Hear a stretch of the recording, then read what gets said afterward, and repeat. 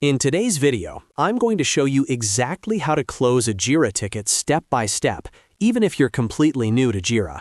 This is a super common task for developers, testers, project managers, and anyone working in an agile or scrum team. Knowing how to properly close a ticket ensures your work is tracked correctly and your sprint progress stays accurate. Before we jump in, if you find this tutorial helpful, make sure to hit the like button and subscribe to the channel for more easy software and productivity guides. All right, let's get started. First, make sure you're logged into your Jira account and you're on your main Jira dashboard. From here, look at the top navigation and go to My Team. This section shows all the boards and projects your team is currently working on. Clicking on My Team helps you quickly access the correct project without searching through multiple Jira projects. Once you're inside My Team, the next step is to click on Board. The Board view is where all your tickets live and where you can visually see the progress of tasks across different stages, like To Do, In Progress, and Done. This board is usually set up based on your team's workflow, so your columns might be slightly different, but the concept stays the same. Now that your board is open, take a moment to locate the ticket you want to close.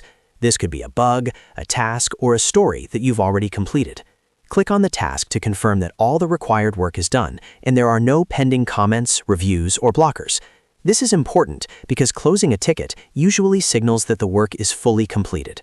To close the Jira ticket, simply click and drag the task card from its current column into the Done column. As soon as you drop it into the Done column, Jira will automatically update the status of the ticket to Closed or Done, depending on how your workflow is configured. In some cases, Jira might prompt you to add a resolution or confirm the status change. If that happens, just select the appropriate option and confirm.